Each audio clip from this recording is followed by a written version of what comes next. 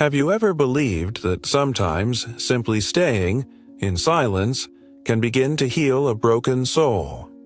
Rowan, the aloof man who could send 5 nurses scurrying away with just a glance, had long decided no one possessed the patience to reach his heart, until Leah came along, without promises, without trying to win him over. She simply stayed, a small, steady light flickering through the long, lonely night. And then, with one small, unremarkable gesture, everything shifted, more powerfully than any words could. Today's story reminds us, some wounds don't need fixing, only someone willing to sit quietly beside them until they heal. The late afternoon light streamed down the hospital corridor, spreading a thin, washed-out layer of gold, like a memory slowly fading. Leah's footsteps echoed softly against the cold tile floor. She walked slowly, fingers tightening around the strap of her bag, while the old clock on the wall ticked away with heavy, deliberate beats, as if counting down to something that was about to slip away. Room 306. She stopped in front of a white door, its paint dulled with age. The patient's name was printed neatly on a small plaque. Rowan Blake. No flowers. No cards. Only a scrap of paper taped beside it, scrawled in black marker. Be careful with this patient. Leah skimmed the note without a flicker of emotion. She pushed the door open. A wave of cool air met her. The room was dim, lit only by the waning daylight filtering through a white curtain at the far window, fighting a losing battle against the growing darkness. Rowan Blake lay curled on. His side, a thin blanket draped over half his body. His eyes were open but glazed, fixed on something invisible in the empty space ahead. Beside the bed, a chair sat slightly askew, turned halfway toward the door, as if whoever had been there had left in a hurry. Leah stepped inside. Her footsteps rang clear against the hush. No one spoke. He didn't turn. She didn't rush to greet him. Instead, Leah moved to the side table and checked the treatment log, her movements crisp and spare.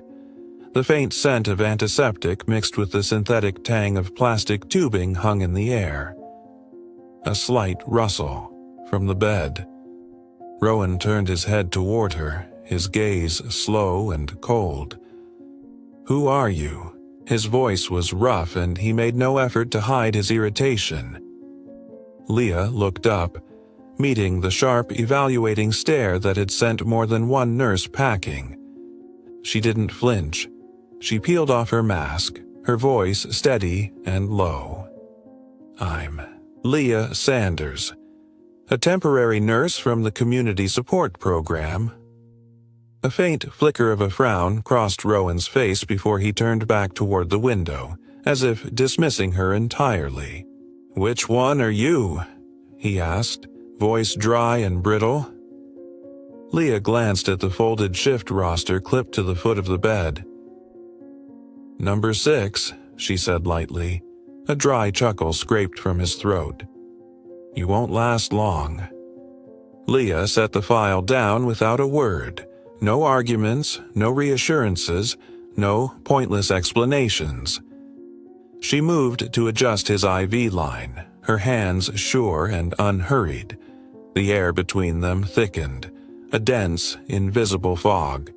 The wall clock ticked on, slow and relentless. Outside, the wind brushed against the window, and the old air conditioning unit hummed wearily. Rowan watched Leah again, longer this time. He seemed to be waiting for her to fumble, to plaster on a smile, to fill the silence with the usual cheerful small talk. But Leah simply continued her work, quiet and steady, like a soft blanket laid over the empty spaces he had long since stopped noticing. At last, perhaps annoyed by the weight of the silence, Rowan spoke, "Aren't you afraid I'll throw you out?" Leah looked up, her gaze neither challenging nor submissive, simply there, steady as a young tree weathering the wind. Her voice, even softer than before, brushed the room like a whisper. "I didn't come here to be liked. I came because no one else stayed long enough for it to matter." The words fell into the room, light as a leaf, yet they resonated through the hollow space. Rowan didn't answer. He turned his face back toward the window, his expression darkening. A long time passed before he muttered, almost to himself, "Don't expect me to make it easy."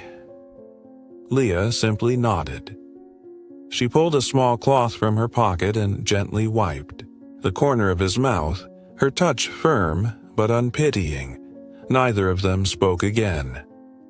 Outside, the daylight gave way to night, shadows soaking into every corner of the room. The empty chair by the bed stood silently, bearing witness to every abandonment that had come before. Leah settled herself at the desk, opened the treatment log, and began to write. The soft, golden light from the desk lamp cast a quiet glow over her bowed head, like the faint promise of something steadfast and unseen. Across the room, the clock kept ticking. Tick, tock, tick, tock.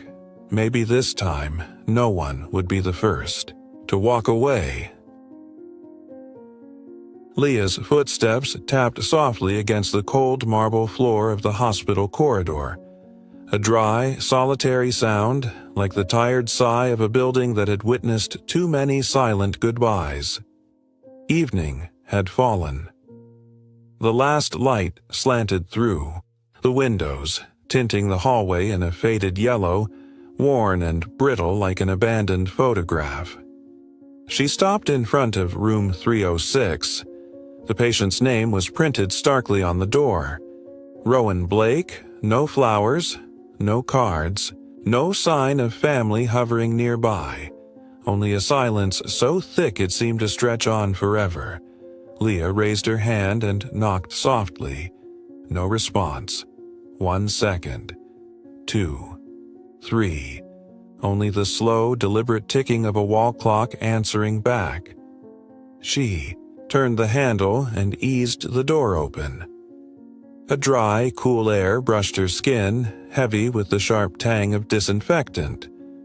Light bled through a thin curtain, casting long shadows that reached from the bed to the far wall. In the nearly empty room, there was only a bed and a single chair beside it. The chair was turned slightly toward the door, abandoned in haste, still holding the ghost of a presence already gone. Rowan Blake lay on the bed, his back to the door, his face blurred in the dimming light. Leah paused, drew a slow breath, then stepped inside. The door clicked shut behind her, softly final, like every other door that had quietly closed on the man lying there. She set her black bag gently on the table against the wall. Her movements were unhurried, careful not to disturb the fragile stillness. Rowan stirred. He turned his head, eyes narrowing as he caught sight of her. There was no curiosity in that look, no hope, only fatigue, guardedness, and a coldness that seemed almost habitual. "Who are you?" His voice was rough, frayed at the edges like a draft slipping through a cracked window. Leah stood by the medical equipment, pulled down her mask, and met his gaze without flinching. Her pale brown eyes were steady, neither confrontational nor yielding. Leah Sanders. "Community nurse," she answered, her voice light but firm. Rowan's eyes roamed over her, appraising, as if she were another piece of equipment to be tolerated. No greeting, no nod of acknowledgement. He turned back to the window. Leah quietly checked the IV line, jotting a few notes in the file at the bedside. Her eyes skimmed the numbers, but her hands moved with careful precision, as though she were mending. An old, threadbare rug worn thin by years of collapse. After a moment, Rowan spoke again. "Which one?" She didn't need clarification. He was asking how many before her had walked through this door and walked out. "Sixth," she said, her voice even as a breath. A brittle laugh escaped his clenched teeth. "You won't last long," he muttered as if declaring a truth that needed no proof. Leah didn't lift her head. She smoothed the tape securing the IV, adjusted the bandage at his wrist, her movements composed, unaffected. The silence stretched. Between them, dense and tight, the clock ticked on, patient and heavy, as if reminding Leah that here, time did not pass. It seeped slowly into the skin, eroding what little hope remained. Rowan watched her out of the corner of his eye. No nervous glances, no eager smiles. That calm, that unyielding steadiness, somehow it unsettled him more than any attempt at cheer. "Why?" he asked, his voice dropping low, heavy like a stone sinking in still water. Leah furrowed her brow slightly but didn't answer right away. She folded the file closed, laid it neatly on the bedside table, and only then lifted her gaze. "Why? Are you still here?" Rowan pressed, his glance darting to the empty chair as if issuing a warning. Leah slowly pulled the chair closer, but did not sit.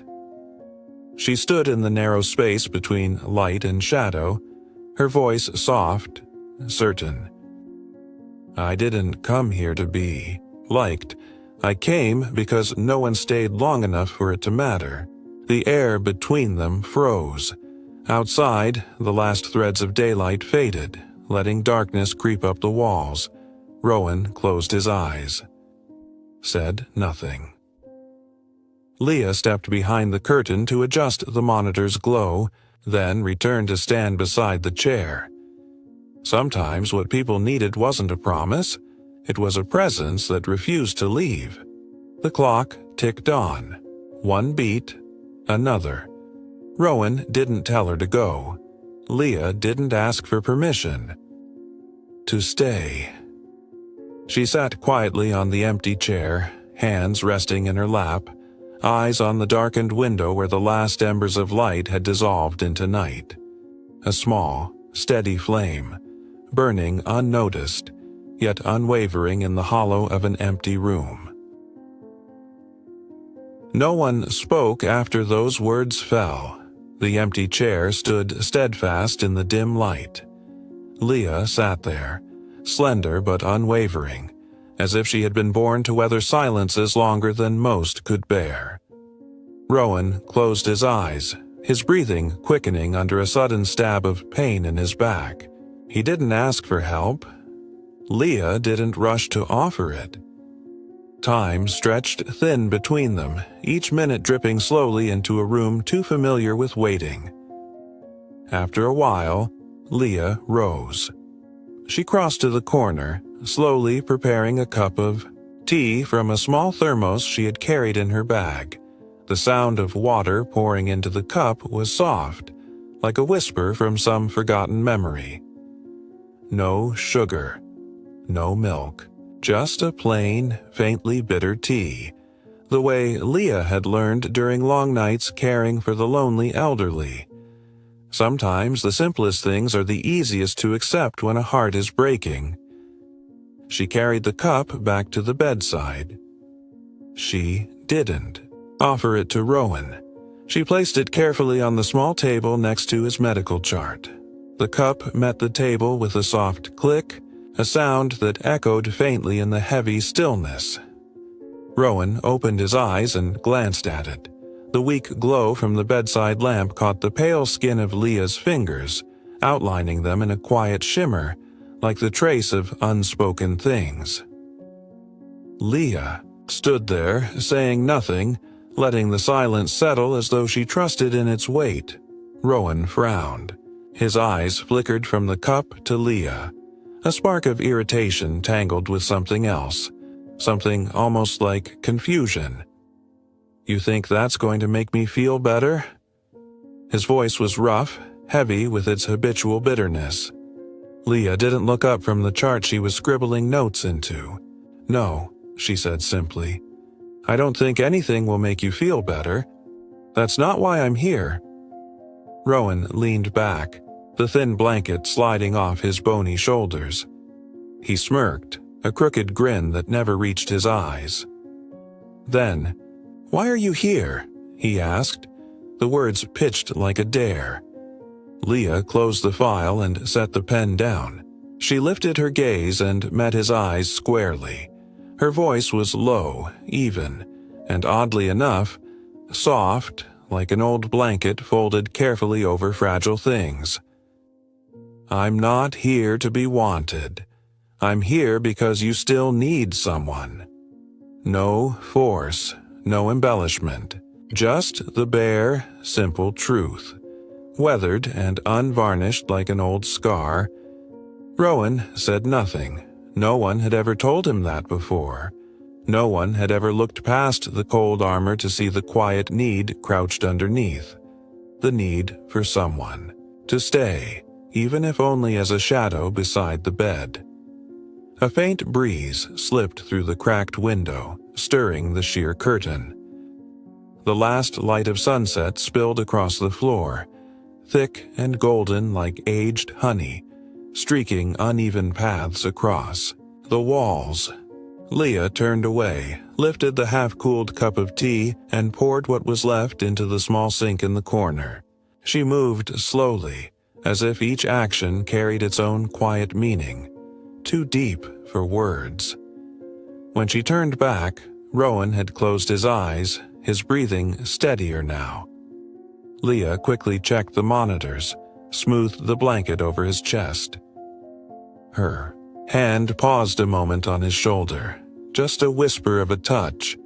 Silent, almost invisible, but carrying the quiet promise that she would return. She gathered her things, made a few final notes on the bedside chart. Outside the window, the light had faded into the brittle glow of distant street lamps. Before leaving, Leah turned back one last time. Rowan lay still, his face less tense, his breath deep and slow. The empty chair beside his bed, where Leah had sat earlier, stood quietly, but somehow looked a little less lonely. She switched off the overhead light, leaving only the bedside lamp on. A soft, warm halo washed over the room. The door closed behind her with a gentle click, like a whispered word slipping into the long night. Leah pulled the door of room 306 quietly shut behind her and walked slowly down the long corridor, bathed in the faded yellow glow of the overhead lights. Her footsteps echoed softly, a solitary rhythm, a single drop falling into the endless sea of the hospital's hush. She didn't head straight back to the nurse's station. Instead, Leah turned right, following the hallway that led to the west balcony, where glass doors opened onto another world, wider and quieter. She pushed the door open gently, and a cool evening breeze rushed in, teasing the loose strands of her low-tied brown hair, brushing lightly against the collar of her white blouse. Outside, sunset was dying. The sky was awash in a faint, diluted orange, brilliant and frail as the last beats of an aging heart. The final rays of the sun slanted through distant tree branches, stretching long, lonely shadows across the cold cement.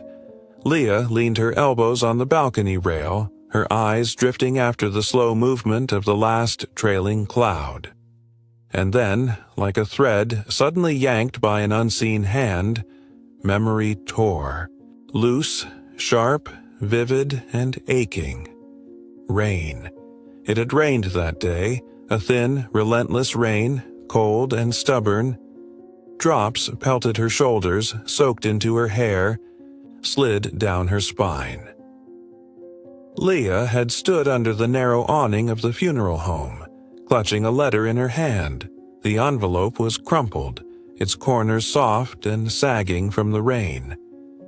Inside the letter, she had written her goodbye, not for herself, but for the old man she had cared for through his final months.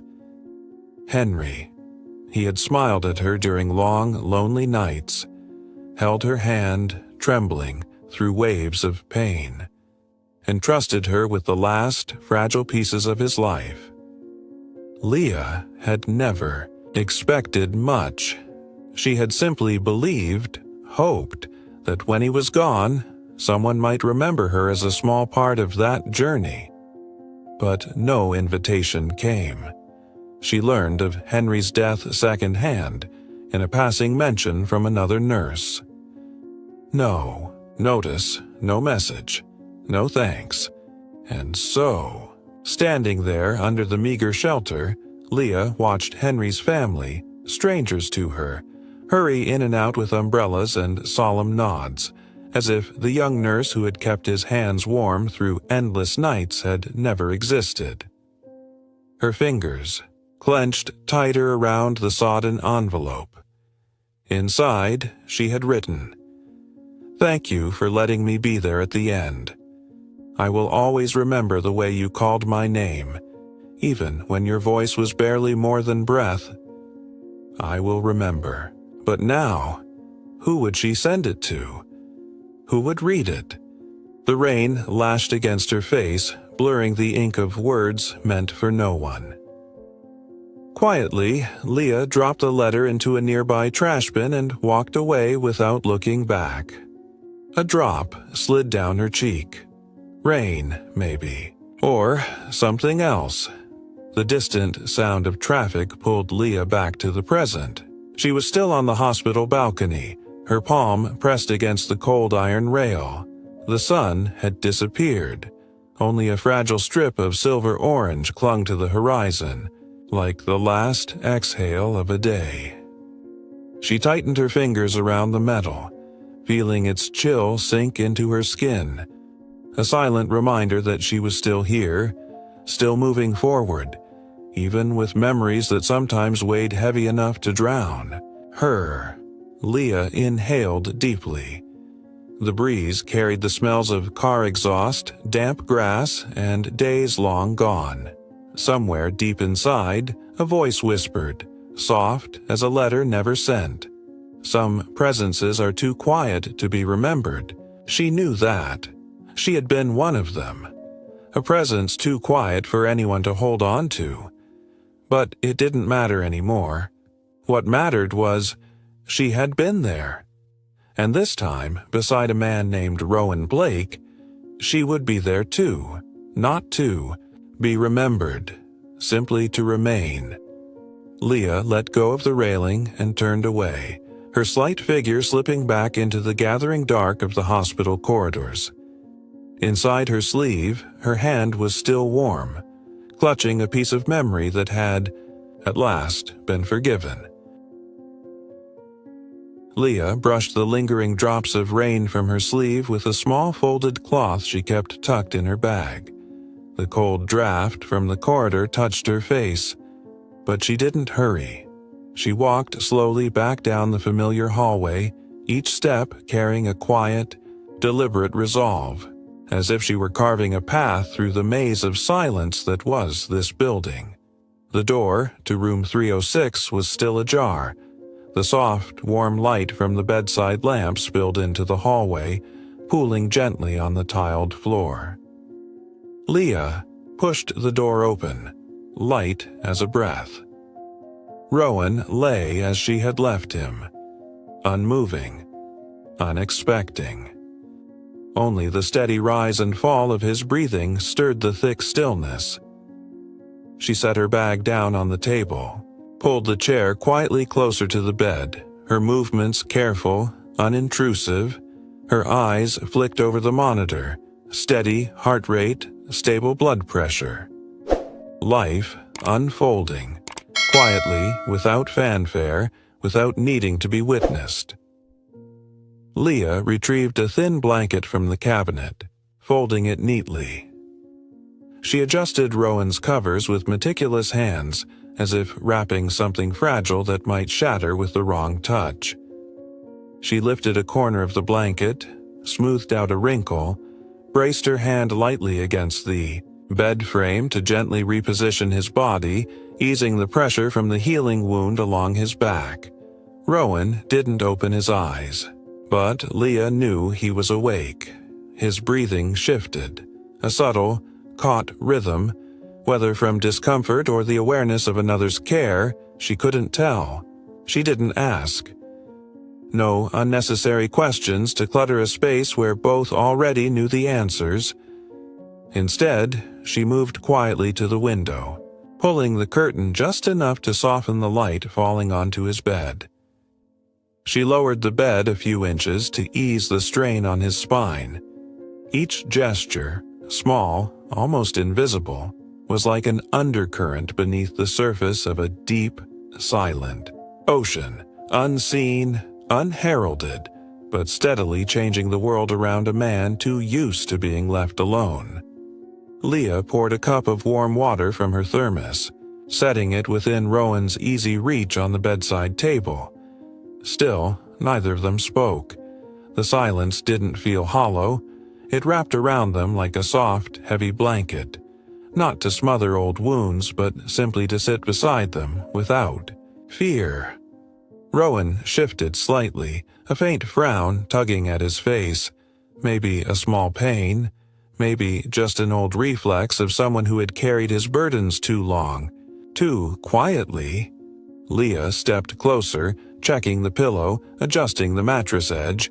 She slipped her hand beneath his shoulder, lifting gently to realign him, her movements firm yet tender, avoiding any jarring strain. In that moment, Rowan opened his eyes. He saw Leah's face close to his, illuminated by the soft lamplight that outlined her quiet patience, the steady kindness she didn't need to announce. No words passed between them. Leah eased back, neither clinging nor retreating, simply being there, an unspoken presence, free of demands, free of expectation. The monitor beeped steadily, his breathing evened out. Leah returned to her chair, pulled out her notebook, and began recording his vitals. She didn't check the time, didn't count the minutes, because she understood. Sometimes, what people needed wasn't for time to pass faster. It was for someone to stay long enough that loneliness no longer echoed inside their chest. After a while, Leah stood and crossed to the window. She pulled the curtain back just a little, further letting in a tender wash of light from outside, enough to warm the edges of the room without overwhelming it. The light angled in across the bed, catching the curve of Rowan's relaxed hand, the careful fold of the blanket, the soft crease of a pillow freshly fluffed. A simple scene. But maybe it had been a long, long time since anyone had bothered to tend these small details for him. Leah moved back toward the bed, adjusting the covers one more time. She smoothed a corner, shifted the pillow, each movement like a quiet ritual, not just tending to flesh and bone, but stitching, gently, at the ragged edges of a wounded soul. Rowan's eyes followed her, silent, but in them, just barely, a flicker stirred. Not gratitude, not surrender. Something, smaller, more tentative, a thread of recognition, a beginning of something unnamed. Leah didn't need a thank you. She didn't need acceptance overnight. She believed in endurance, the quiet kind, believed that some pain could be eased not by fixing, but simply by staying near enough to catch its slow, trembling sighs. She lowered herself back into the chair, closed her eyes for a brief moment, letting her breath fall into rhythm with the steady heartbeat of the room. A silent promise filled the space between them. Sometimes, silence is the loudest comfort. The air in the room thickened after the long silence. Leah sat at the edge of her chair, one hand resting loosely at her side, her breath syncing with the steady beeping of Rowan's heart monitor. She didn't look at him. She didn't need to. She could feel it, the slow, grinding weight of patience being tested. Rowan shifted, his body stiff, a reflex hardened by habit. He glanced at Leah, his eyes flickering with something muddy and conflicted. Irritation, yes, but threaded with a strange kind of curiosity. In a raspy voice, he spoke, the tablecloths crooked. Leah turned her head, following the direction of his gaze. The small table beside his bed, once neatly arranged, was now visibly skewed, the cloth rumpled to one side. Someone had shifted it. Deliberately. Leah didn't react. She stood, walked over slowly, and straightened the cloth with careful, patient hands, smoothing the wrinkles, tugging the edges until it lay flat again. No sighs, no looks of reproach. Rowan watched her movements like a lazy predator, waiting for his prey to slip. But Leah didn't take the bait. She returned to her seat, resumed her notes as if correcting the cloth were as natural as breathing. Rowan pressed his lips into a thin line. A moment later, he spoke again. The water's cold. This time, Leah lifted her gaze, meeting his eyes head-on. No challenge, no frustration, just a stillness, deep and sure, like a lake enduring a gentle rain. She rose, poured a bit of water into her palm. It was still warm, not hot, but far from cold.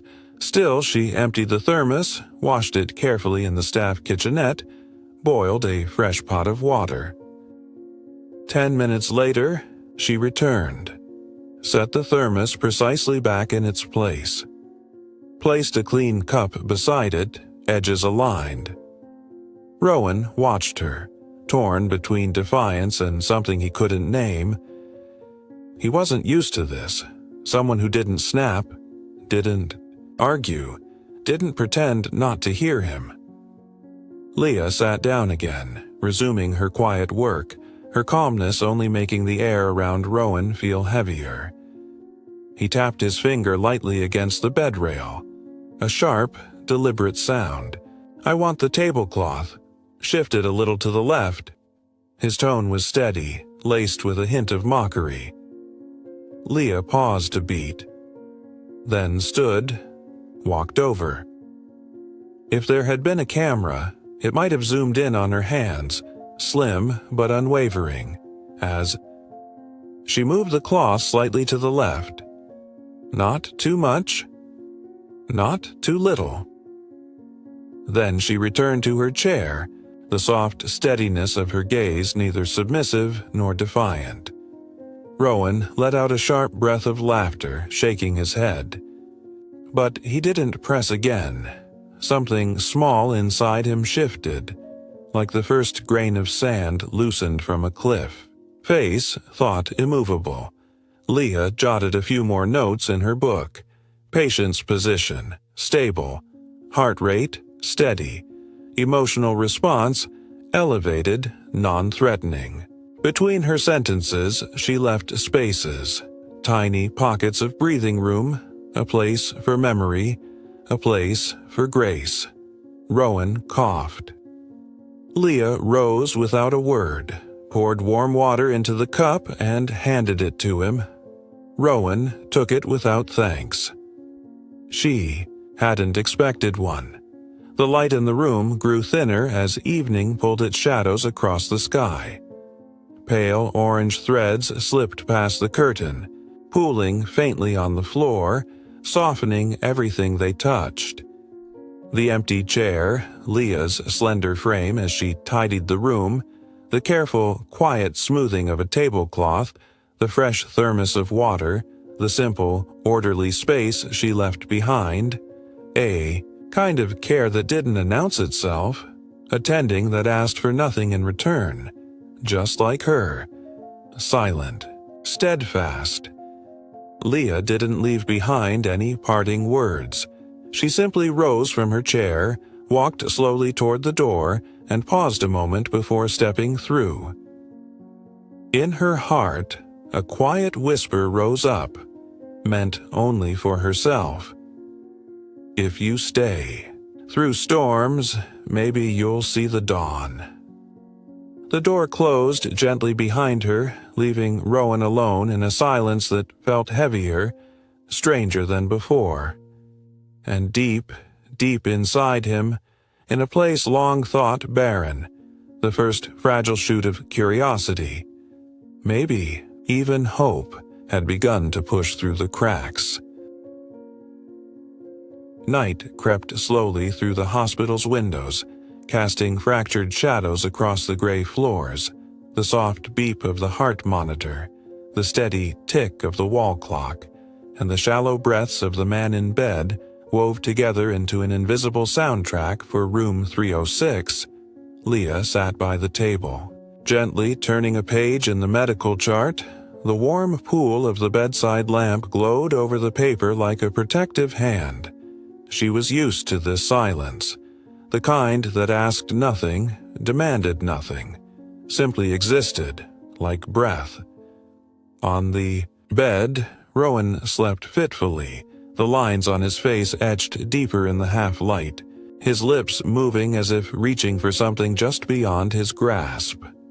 Leah finished her notes, her pen pausing mid-air when she caught a sound, soft, almost too faint to catch. A melody. Not clear, not whole, just a scattering of notes, escaping, Rowan's lips like whispers of forgotten wind. Leah tilted her head, listening. Recognition flickered. It was an old song, a classical tune, thin and worn like a faded photograph, brushing the edges of Leah's memory. A melody from long ago, from afternoons drenched in chamomile and the heavy gold of sunset.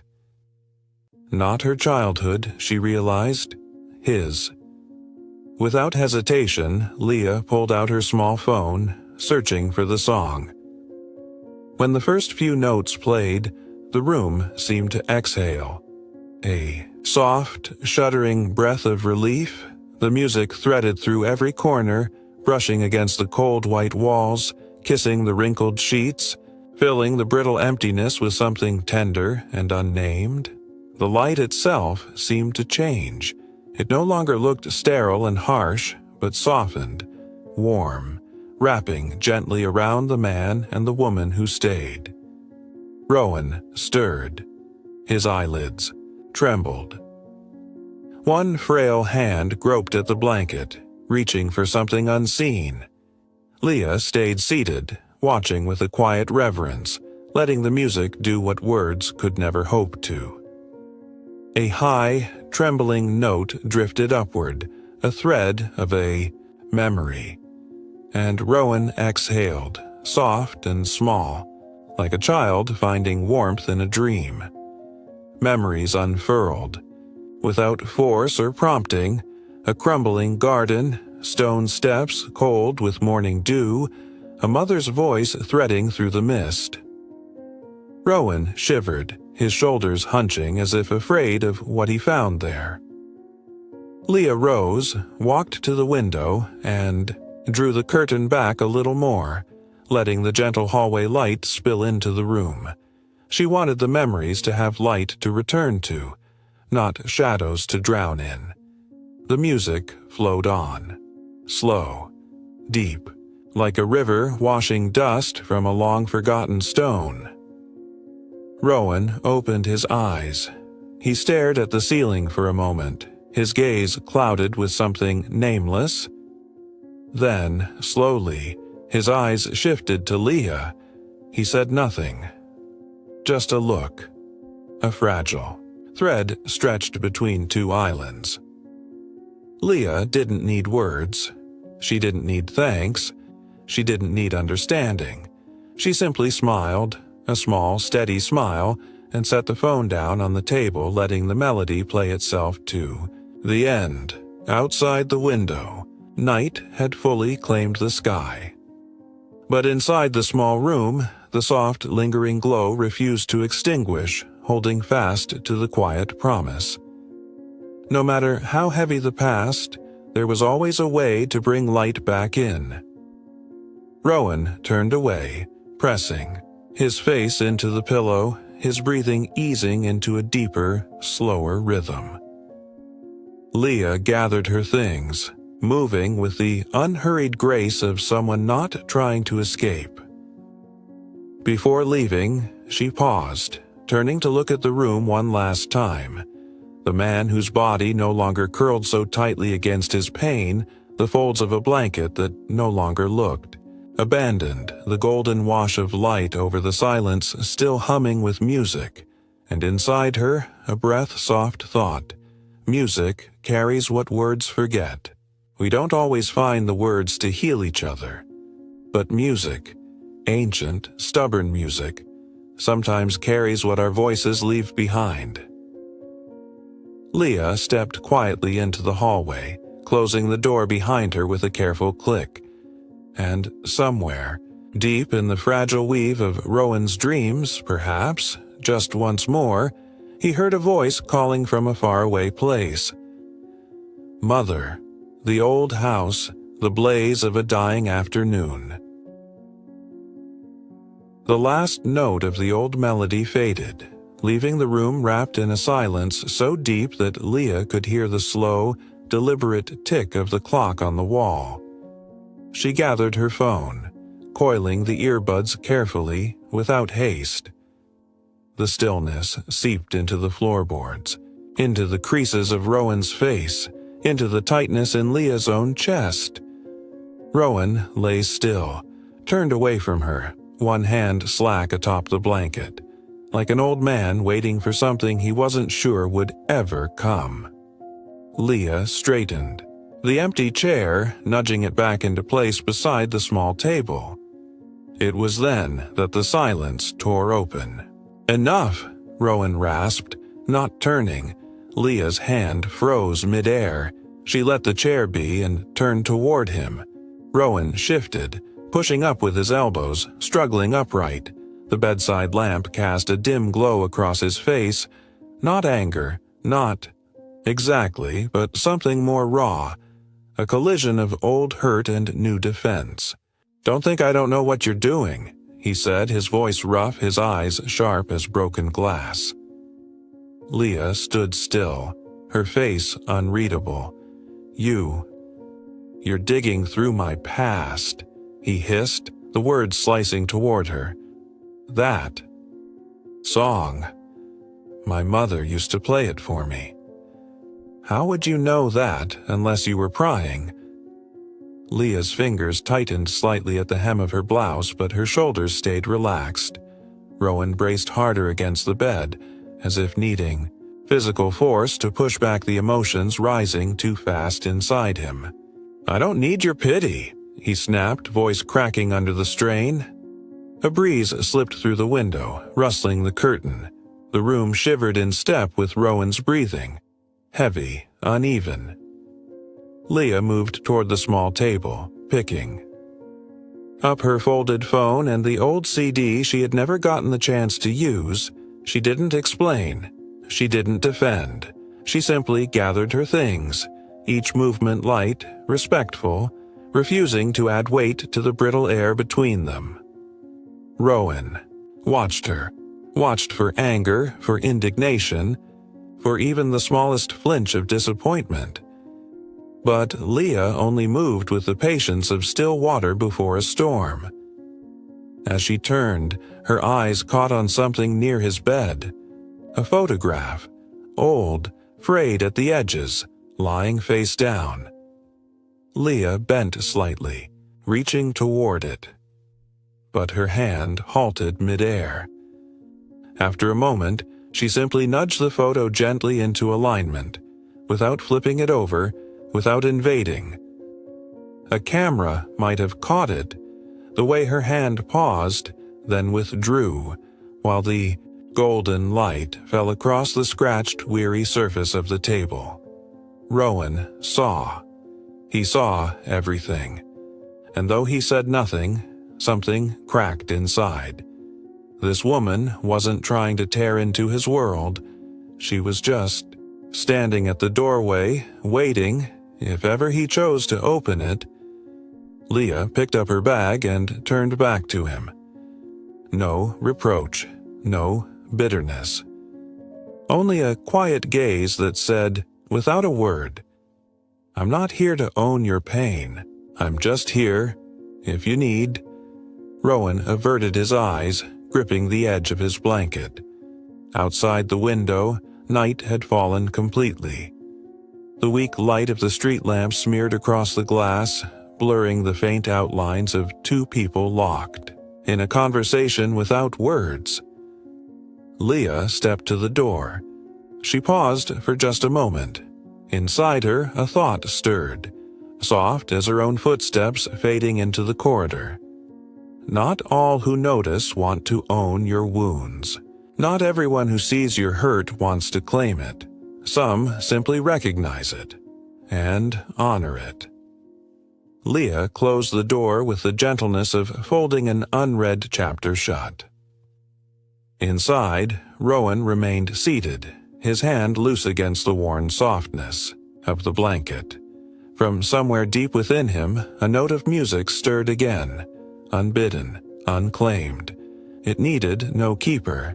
It simply lived, and maybe, just maybe, it would stay. Leah closed the door to room 306 behind her, the hinges sighing under the weight of years and exhaustion. She didn't rush away. Leaning lightly against the wall, she let her heart settle into the silence, letting each beat seep into the ground, like rainwater soaking into the earth after a long storm. The hospital corridor at night was empty. Only the faint hum of fluorescent lights, the sharp scent of antiseptic, and a hazy loneliness floated in the air. Leah drew a deep breath, then slowly turned and made her way back to the staff lounge. Inside the small room, barely large enough for 2 chairs and a battered table, Mrs. Mary, Rowan's longtime housekeeper, was fussing over a new pot of tea. Hearing Leah enter, she looked up, her smile weary but kind, folding warmly over her wrinkled face.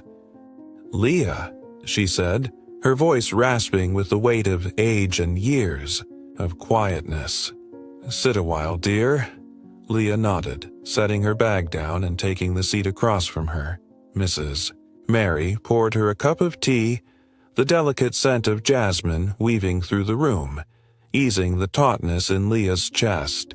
They sat together in the silence, soft and fluid as a hidden stream. Finally, Mrs. Mary placed her hand on the table, her eyes steady and gentle. "I heard what happened earlier," she said. Leah met her gaze without surprise.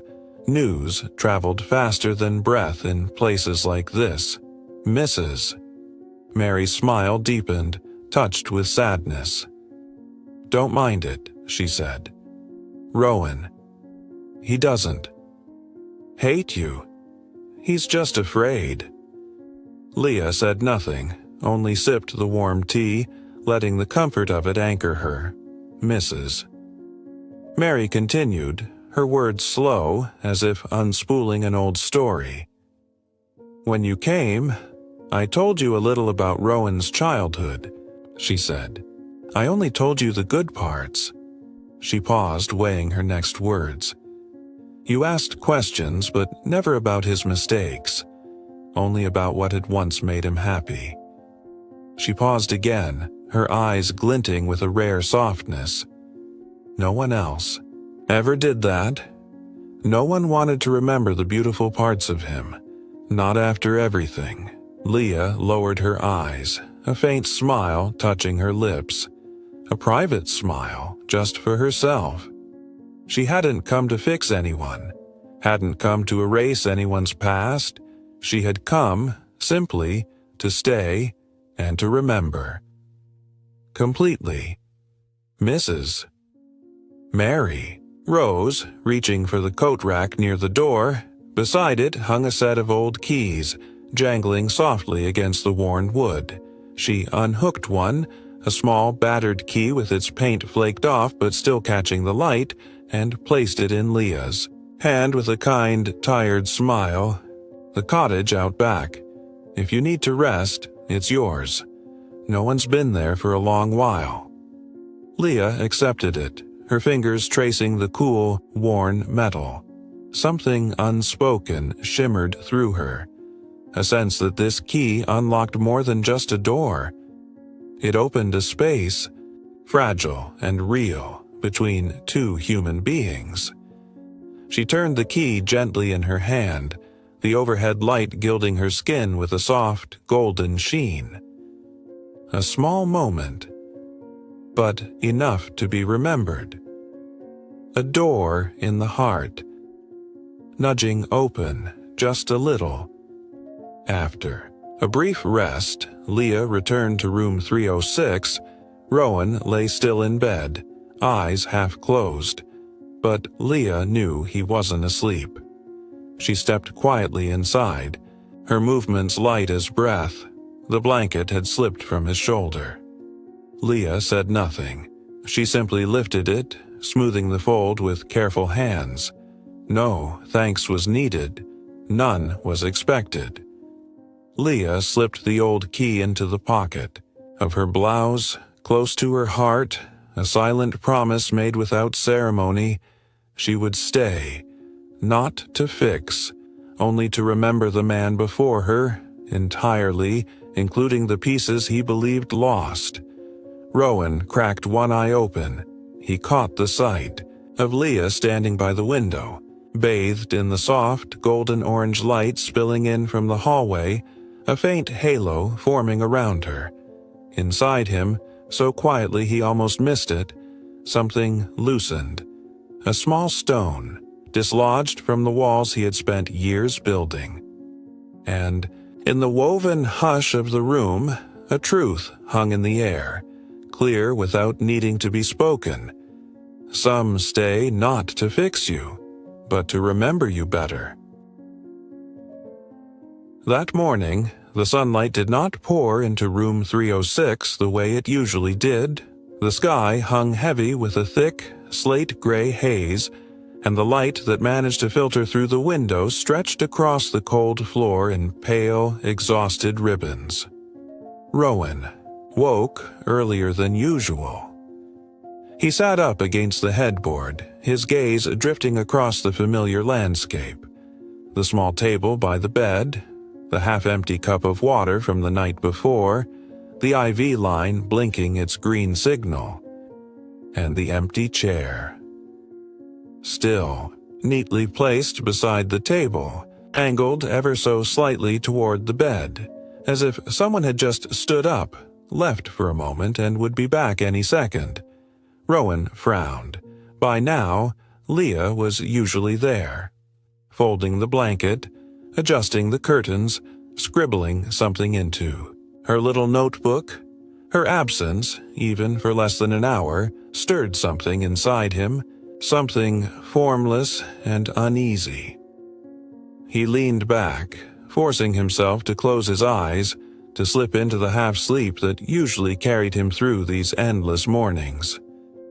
But today, sleep slid right past him, leaving a hollow weight pressing against his chest. Rowan sat up again, irritated. No knock at the door, no steady footsteps, no Leah. Time crawled, heavy and slow. A breakfast tray clattered in on a cold metal cart, pushed by a nurse he didn't recognize. Quick, impersonal, already halfway gone before the tray even settled. The bland smell of lukewarm food lingered behind her. Rowan didn't touch it. He turned his head toward the empty chair. It sat there, silent, an accusation shaped in wood and stillness.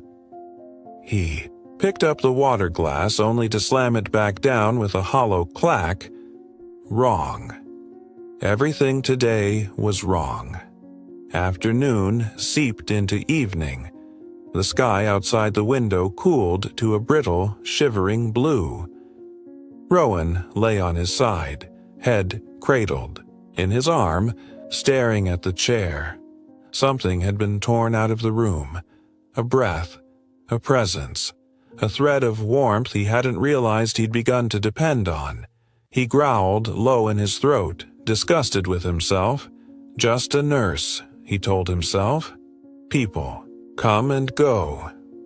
But minute by minute the emptiness grew, like a crack spreading across a wall he thought was indestructible. By nightfall, Rowan summoned Mrs. Mary to the room. She entered slowly, her frail hands steadying a cup of warm tea. "Where's Leah?"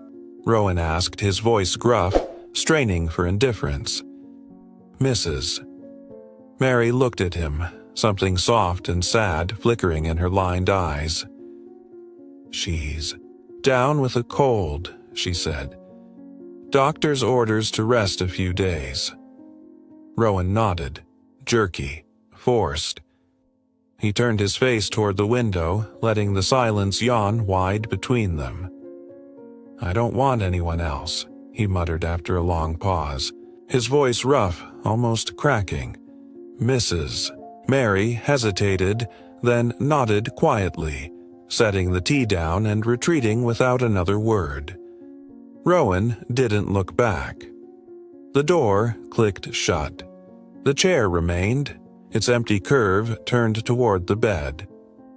Outside, the last of the daylight was swallowed by night. Inside, the thin glow of the bedside lamp stretched the shadow of the empty chair across the floor. Long, crooked, heartbreakingly alone. Rowan closed his eyes and exhaled, a sound barely more than a sigh.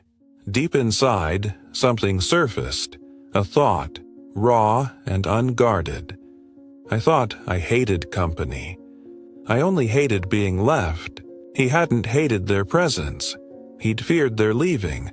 The slammed door, the averted eyes, the hand that once held tight, then let go without a word. If a camera were there, it would pull back slowly. Rowan's frail figure curled in a hospital bed, the empty chair facing him. The entire room submerged in the cold, blue hush of evening. Loneliness had never worn a sharper face. Rowan opened his eyes again, staring at the chair. He didn't call out, didn't buzz for another nurse, didn't demand a replacement. He just lay there, waiting, in the brittle hope flickering within him, fragile as a candle caught in a restless wind. Leah would come back. He didn't know for sure, but for the first time in what felt like a lifetime, he wanted to believe. The clock ticked steadily on the wall, its sound dragging through the room like a heavy, endless song. Rowan lay curled on his side in the muted glow of early morning. The light slipping through the window was thin, brittle as thread, spilling lazily across the cold tile floor. He opened his eyes and reached for the watch resting on the bedside table. 10 a.m. Normally, Leah would have been there by now. On time, as reliable as the steady beat of a heart he had grown accustomed to counting on. But today, the room remained empty. Rowan shifted, bracing his weight against the bed to sit up. Every movement was slow, as if the weight pressing down on him was not just his aging body, but something deeper, something hollow and unseen. He pulled the chair closer to the bed, his gaze flickering again and again toward the door. Each time, footsteps echoed down the hall. He held his breath. But each time, it was nothing.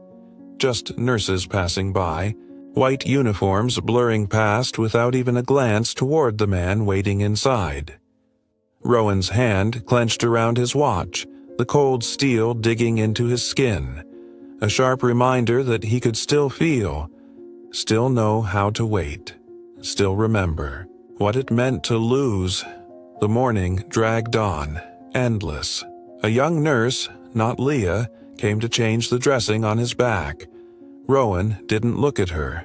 He answered her questions in curt, clipped syllables, his eyes never straying from the door. As she turned to leave, Rowan found himself calling out, "You! Do you know where Leah is?" The girl paused, surprised.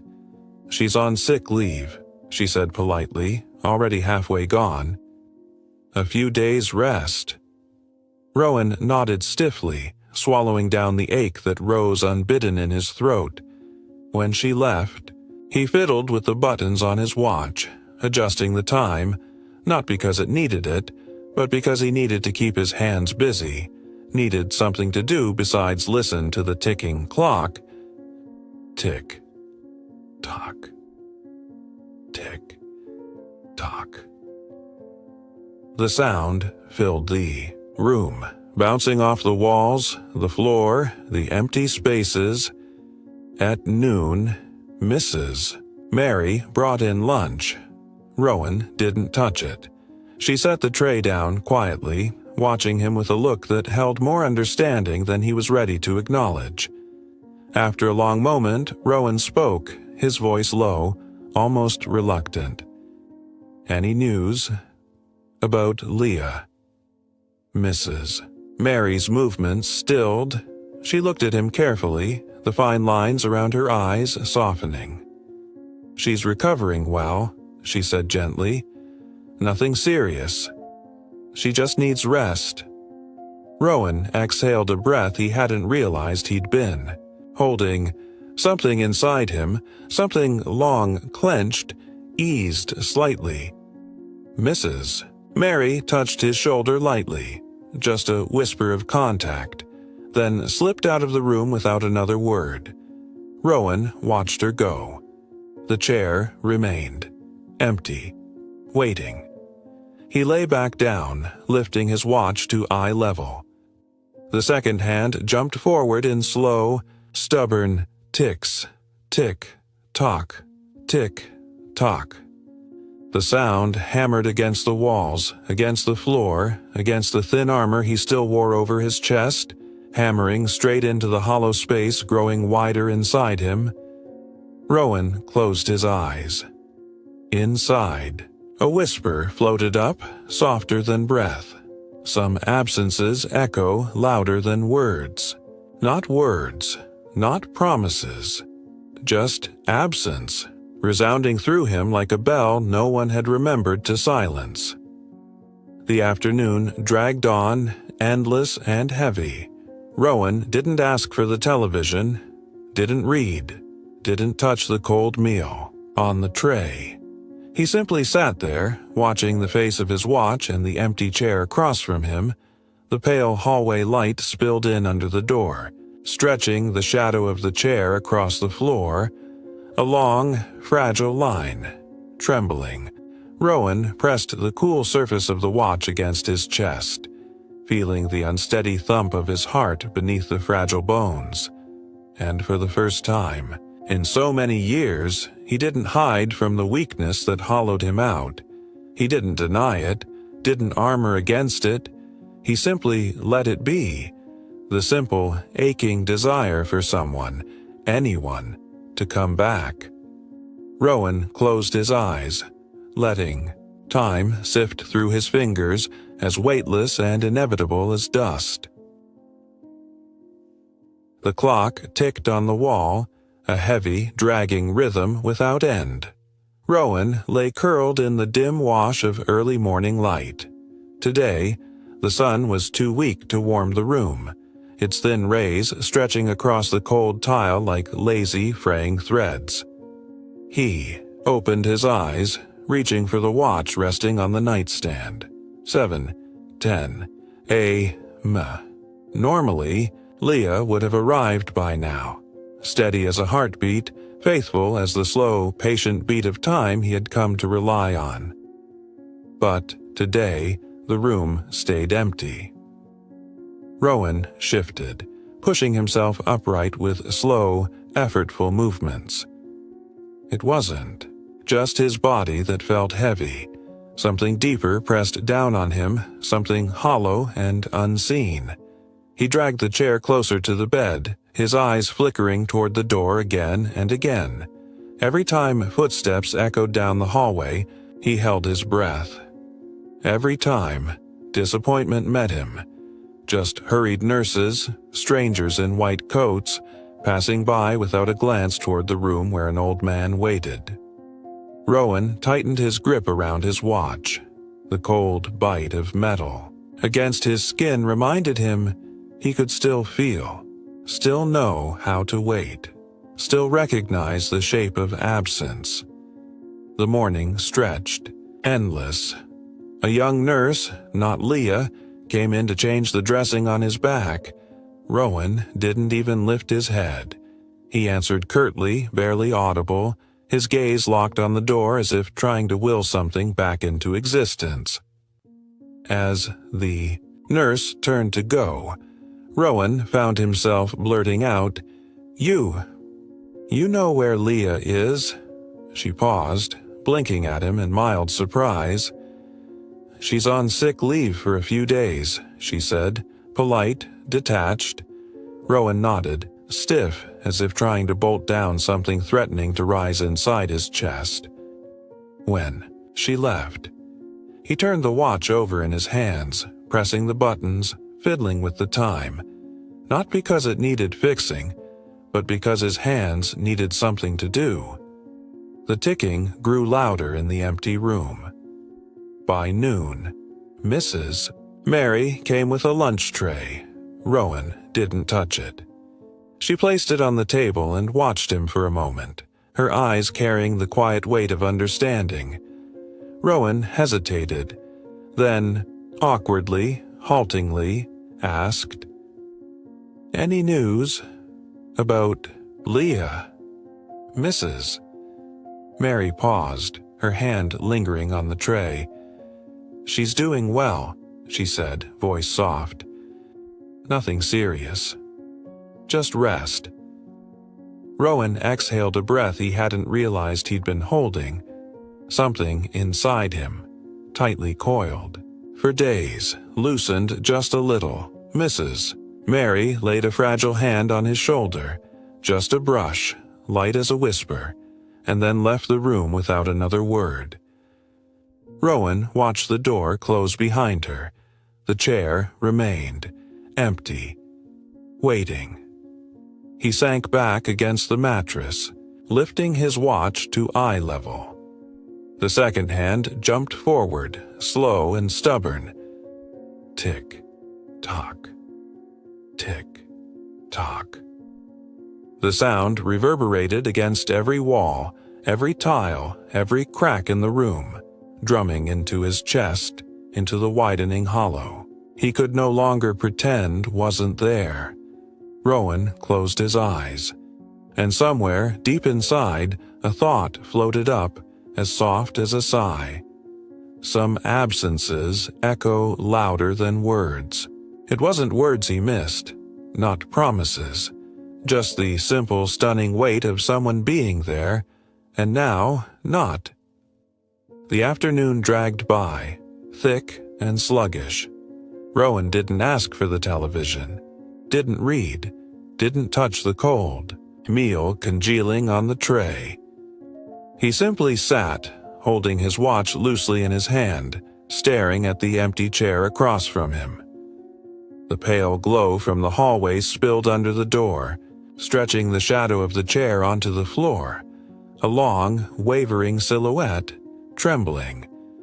Rowan pressed the face of the watch to his chest, feeling the slow, weary beat of his heart against the cool metal.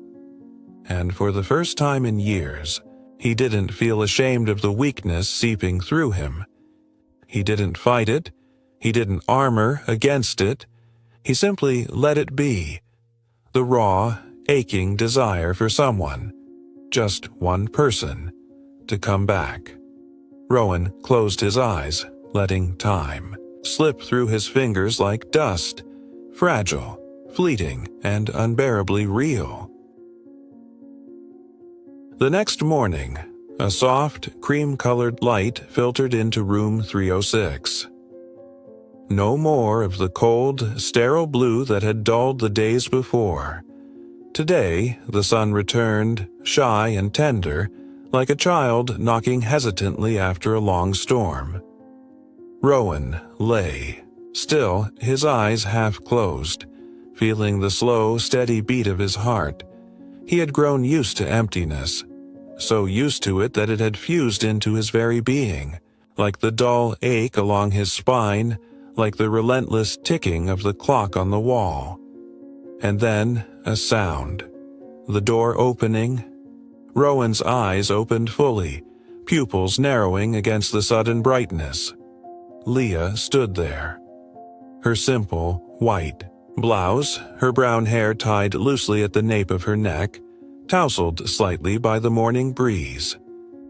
In her hands, a small parcel wrapped in brown paper, modest, warm. No announcement. No grand apology for her absence. Just presence. Whole and quiet, like a last breath caught at the edge of a dream. Rowan pushed himself upright, his palms trembling faintly. Leah stepped into the room, each footfall careful, as if she were moving through the fragile hush that filled the air.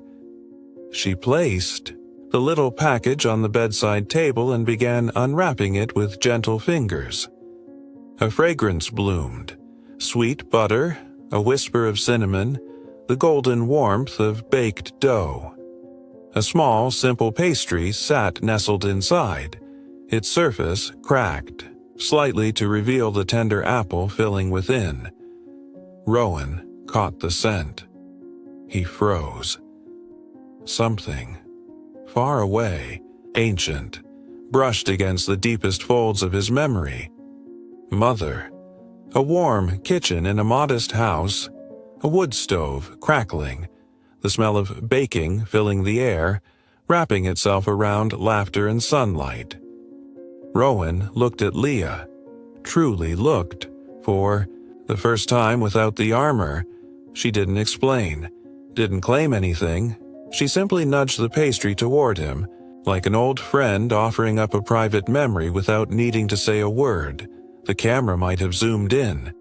Rowan's hands, thin, trembling, reaching out. His fingers brushed the flaky crust. He broke off a piece. Crumbs fell, slow, weightless, as if fragments of memory, long buried, were falling too. He lifted the piece to his nose, inhaling deeply. The smell of apples, butter, and cinnamon flooded his senses, blasting open a door he'd kept locked for decades. Without hesitation, he took a small bite. Warmth bloomed across his tongue. Not sharp, not overwhelming, just real. The kind of warmth that had once meant home, that had once meant trust. Rowan closed his eyes. A single tear, unbidden, slipped down and darkened the pristine white of the hospital sheet. Leah didn't move. She stepped back once, giving him space to meet himself in that fragile place. No rush, no consolation, just quiet honor for the moment unfolding. Inside Leah's heart, a thought rose, soft as breath. Taste carries the home we no longer live in. Sometimes, a flavor is a ticket back, to places, to people, to selves we thought we had lost forever. Rowan opened his eyes again, their wetness unhidden, unashamed. For the first time in years, he simply allowed himself to be real. Leah pulled the empty chair closer to the bed. She sat down, resting her hands quietly in her lap. No words, no permission asked, just presence. Rowan broke off another piece of the pastry. Crumbs tumbled onto the blanket, but he didn't care. He ate slowly, savoring each bite as if stitching together the torn seams of his heart, one small taste at a time. The sunlight outside grew richer, deeper, pouring into the room, washing over Rowan's shoulders, catching the chestnut strands of Leah's hair in a golden halo. And in that moment, room 306, once a cell of pain and silence, transformed into something else, a small, warm home. Built not of walls or words, but of memory, scent, and the simple, extraordinary act of staying. The afternoon light poured into room 306, draping the cold white walls in a wash of warm gold. Rowan finished the last bite of the pastry, crumbs scattering like tiny fragments of memory across the crisp hospital sheets. Leah remained seated, nearby, silent, her gaze resting gently on the frail figure before her. For a fleeting moment, there was peace, the rare kind, fragile as dust on a windowsill, waiting for the smallest breath to scatter it. Rowan's hand fumbled along the bedside table, brushing against something small. An old photograph frame, a picture of him and his mother, taken so long ago, back when wounds were still unformed, when promises still felt unbreakable. The wood of the frame was worn smooth. A thin coat of dust dulled the glass. Rowan picked it up. The slant of the sun caught the glass and twisted his reflection into something unrecognizable. Old, broken, and bristling with defenses. Leah noticed but said nothing.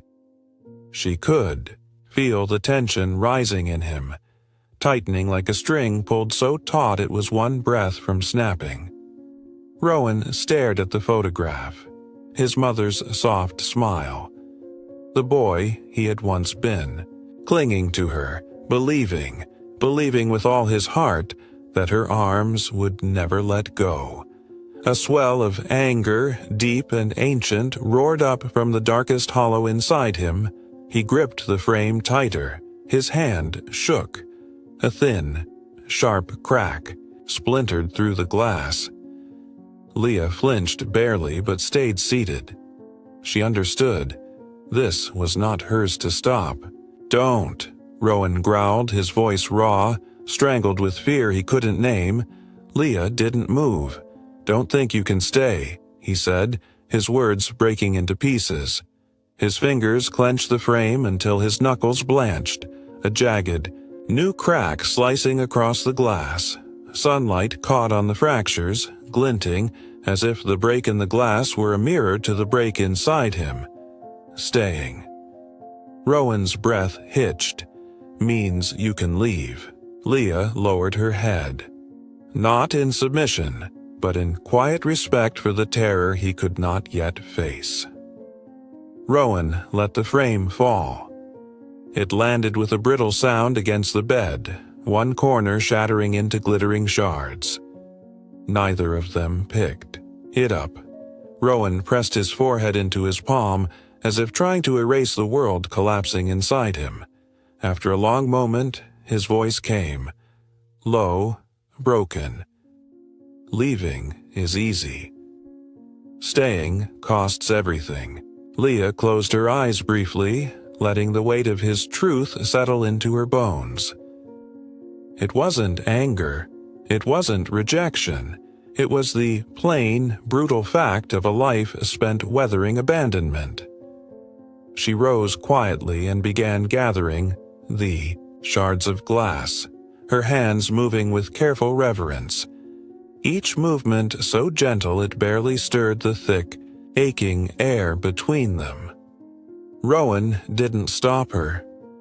He sat hunched over, his shoulders sagging, small and lost like a child in a city of strangers. Leah collected each fragment, wrapping them in a small cloth. She said nothing. No consoling words, No futile promises to fix what wasn't hers to fix, only the simple, stubborn act of bearing witness to the brokenness without looking away. She returned to her chair, leaving just enough space between them. Enough space for Rowan to know he wasn't being forced to let her in, but also enough to know, if he ever chose to open the door, she would still be there. Rowan looked at her through the fading light, his anger spent, replaced now by a heavy exhaustion, and a question he couldn't quite voice. If I let someone stay, will I survive it if they leave? Leah didn't need to hear it, and she didn't need to answer. She simply sat there, patient and silent, like a still lake waiting for the gentlest breeze to return. Outside the window, the sunset dimmed, brushing the hospital bed, the shattered frame, and the two weary souls with a soft, gilded light. And within the hush of that golden hour, something invisible shifted, a beginning. The silent, fierce first steps toward learning, after everything, how to trust again. The last light of day slanted through the window, casting thin, wavering lines across the cold tile floor. Rowan sat at the edge of the bed, his hands slack, his gaze fixed on nothing. Beside him, the shattered photo frame lay still on the sheets, the quiet wreckage of a private battle fought deep inside him. Leah remained near, close enough to reach, distant enough to give him space. Neither spoke. Only the clock counted the silence, each tick stretching the moment thinner, heavier. Suddenly, Rowan flinched. A bolt of pain arced up his spine, sharp and merciless, radiating outward like iron hooks snagging through muscle and bone. He clutched at the bed rail, his knuckles whitening, his face twisted, his lips pressed into a tight, trembling line to hold back any sound. Years of pride and survival refused to let him cry out, even as his body shook under the weight of it. Leah noticed instantly. She rose, moving quickly but carefully. No questions, no frantic words. Just a steady presence. She sat at the edge of the bed, reached out and laid her hand over his. No speeches. No promises. Just a hand. Warm. Sure, as immovable as a lighthouse standing against a storm. A slow pan of the camera might have caught it. Rowan's tear-glossed eyes, wild with pain, locked onto Leah's steady fingers wrapped around his. The heartbeat of the room thudded, low and even. Rowan stiffened for a breath. That single touch, so simple, cut deeper than any word ever could, slipping past every fortress he had spent decades building. It was not a rescue. It was not control. It was simply there. To endure. Together. Rowan dropped his head, his narrow shoulders shuddering. A strangled sob tore loose, small, broken, like a pebble falling into the depths of a dry, forgotten well. And then the tears came. Not polite, not restrained, a flood. Hot, raw, breaking through the cracked dam of years spent holding everything in. Rowan wept. No longer the proud tycoon, no longer the man who held the world at arm's length.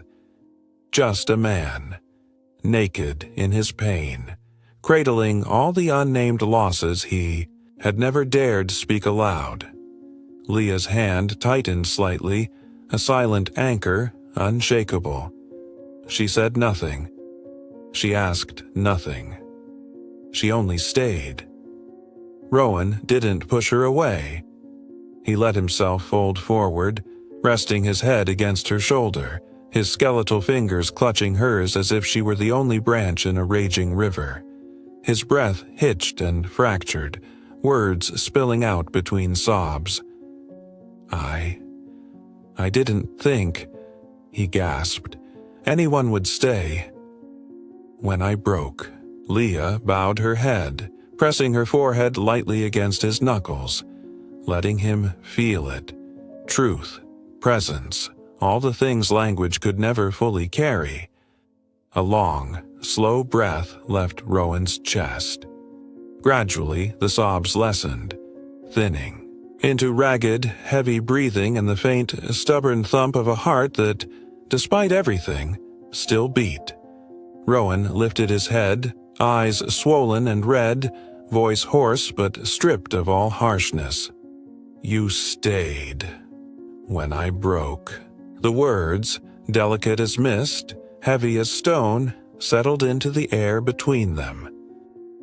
Leah answered not with words but with a small, steady squeeze of his hand. No grand declarations, no promises she might not be able to keep, just this. She was here. Outside, the light shifted into a rich, amber hue, bathing Leah's hair in molten gold and painting a soft halo around them both. If the camera pulled back now, it would catch it all. The hospital bed, the empty chair receding into the background, the clasped hands trembling but unbroken, and the glinting shards of glass scattered across the floor, sparkling under the dying light. And in that tender, breathless moment, room 306, once a prison of loneliness, became something else entirely. Shelter, a sanctuary, a place where the weary, broken pieces of two souls had finally found each other again. The afternoon light had deepened to the color of honey, spilling a soft, golden warmth across room 306. Rowan stirred awake, his breathing slow and labored, but no longer frantic. His eyelids lifted sluggishly, weighted by the exhaustion of a battle fought deep inside. The first thing he felt was not pain, not emptiness, but presence, still there, still with him. Rowan blinked, the haze in his vision slowly sharpening. Leah sat beside the bed, the once empty chair now pulled. Close. She leaned forward, quietly engrossed in a worn, weathered book resting in her hands. The light danced through the window, gliding over the pages, wrapping the words in a trembling glow. She didn't notice he had awakened. She simply read, turning pages with a gentleness so careful it seemed she feared breaking the fragile peace that filled the room. Rowan remained still, not wanting to disturb her. He watched her, truly watched, not with suspicion, not with guardedness, but simply to see. Her hair, caught in the waning light, glowed a soft, reddish brown. Her profile, calm and focused, like a poem half-written, but already beautiful. Every so often, her long lashes flickered as she traced the lines on the page. Rowan realized there were silences different from the kind that had once hollowed him out. There were silences that warmed instead of wounded. Silences that simply existed, like a small flame burning steady through long, dark winters. Not loud, not boastful, simply there to remind you that the dark hadn't devoured you entirely. Leah turned another page. Her hands, thin but sure, cradled the frail paper as the light skimmed across each fading word.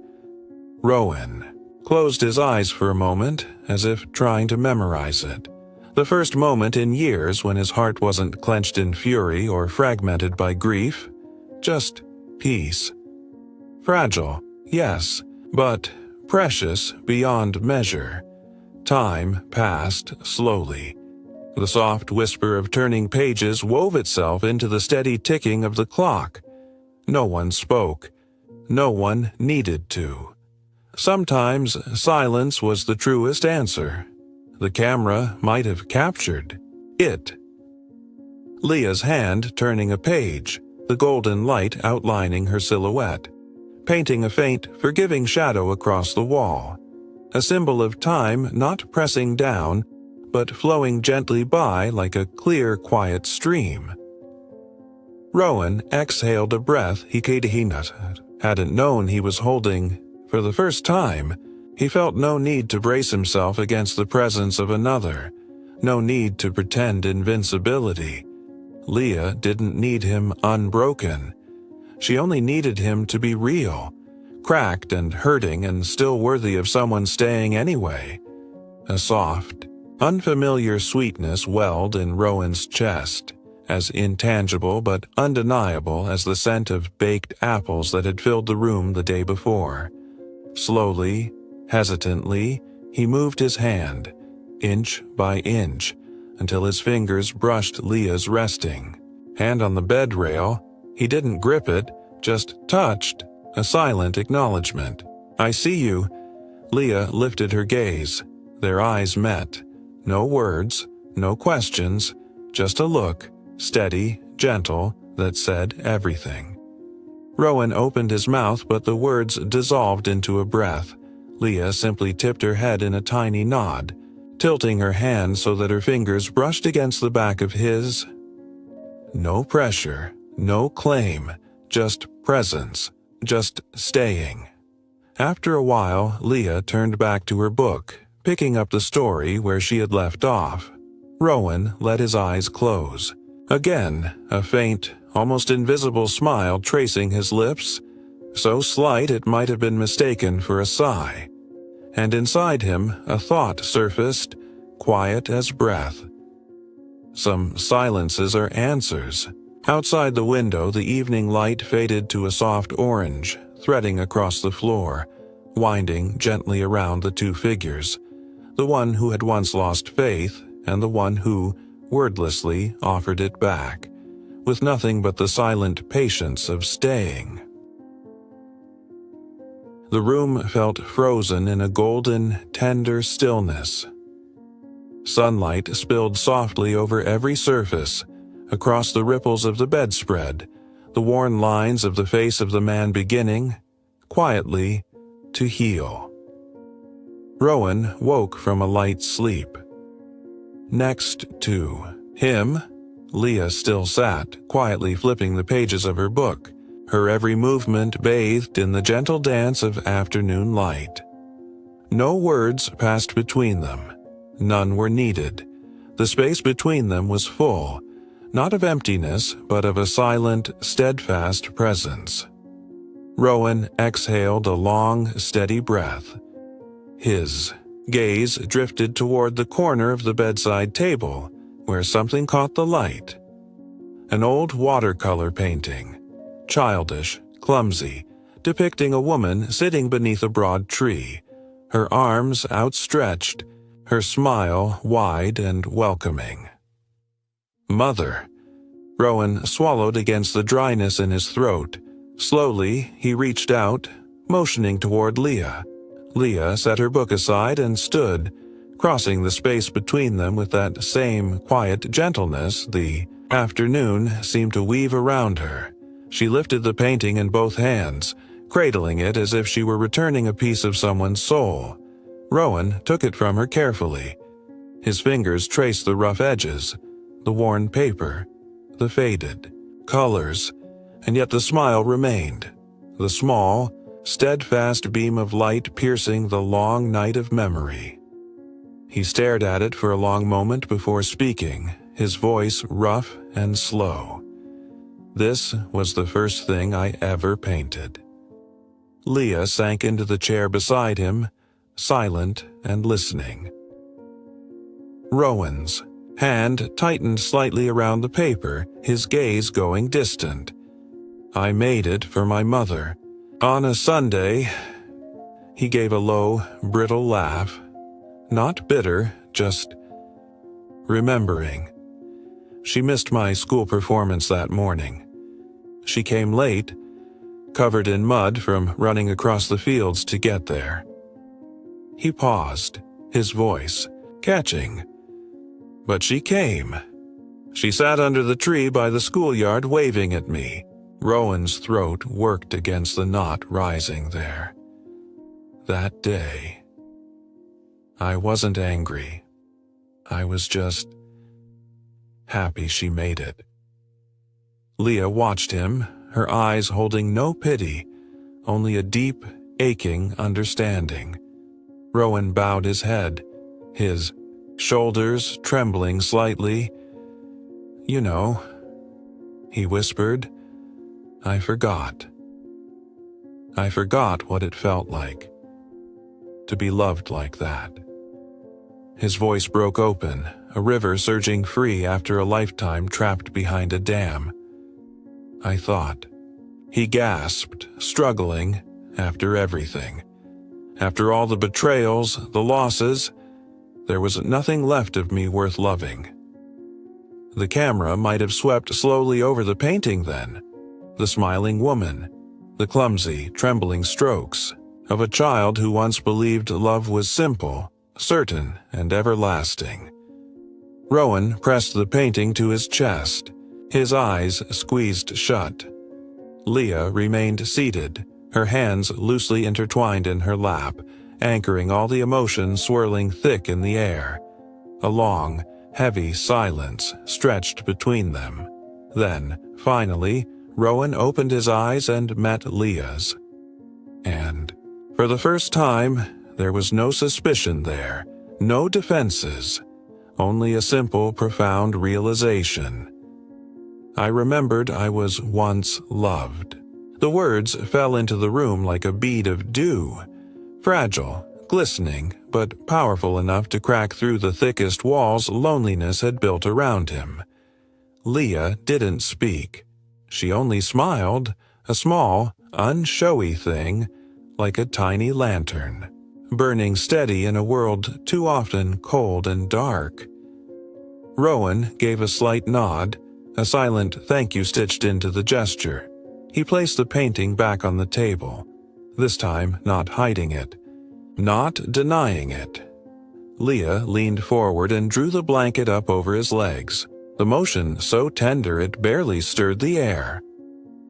Outside, the evening breeze stirred the curtains, weaving light and shadow together into a living, breathing tapestry across the room, and in that moment, Rowan understood.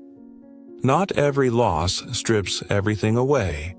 Some memories, some loves, no matter how weathered or forgotten, could be called home again. All it took was someone willing to sit beside you long enough, someone brave enough to stay. The last morning in room 306 was quieter than all the mornings before. New light sifted through the window, soft and pale, painting gentle strokes across the cold tile floor. There was no icy emptiness, no suffocating stillness, only a quiet peace, like the ember glow left after a fire burns itself out, warm and alive beneath a blanket of soft ash. Rowan sat upright against the headboard, his hair freshly trimmed, his eyes no longer weighted down with so much sorrow. On the small table beside him, a pair of old leather shoes, once abandoned for months, now sat neatly side by side, polished and poised as a silent promise. He was ready to step forward again. Leah entered, arms full of fresh linens. No rush, no tension, only the practiced ease of someone who had learned to move in rhythm with the quiet heartbeats of a room. Rowan watched her, feeling something inside him slowly, steadily loosen. There was no need for anyone to say it. They both knew today was the last day, and they chose silence over farewell words, the way two rivers quietly part after running side by side for a time. Leah moved around the room, changing the sheets, smoothing out every wrinkle. She folded the blanket with a care that felt sacred, as if each crease carried the weight of all that had been shared here. The camera might have caught the small, quiet details, her hands straightening the corners of the bed, adjusting the pillow, then crouching down to arrange Rowan's shoes, both toes pointed toward the door, ready. Rowan watched every movement, his heartbeat slow and even, not from pain, but from the gentle aching swell of something else. Leah straightened up, dusted her hands lightly. She didn't look at him. She didn't need to. Everything that needed to be said had already been spoken, in silent cups of water, in carefully tucked blankets, in 1,000 quiet, patient breaths. Rowan wanted to say something, a thank you, a blessing, but his throat was dry, like a riverbed after a long drought, and he understood some gratitude doesn't need words. It only needs someone willing to stay until the end. Leah slipped her bag over her shoulder. She walked to the door, pausing for a single, weightless second. No glance back, no wave, no promises of seeing each other again. Just a room left in perfect order, a pair of shoes placed with care, and a man who, for the first time, knew what it felt like to be stayed for. Rowan watched her go. In the pale gold stretching across the floor, Leah's shadow stretched long and thin, a ghost of tenderness fading down the empty hall. He tightened his hand into a loose fist, not to hold on, but to feel it more clearly. The ache not of loss, but of having been given something.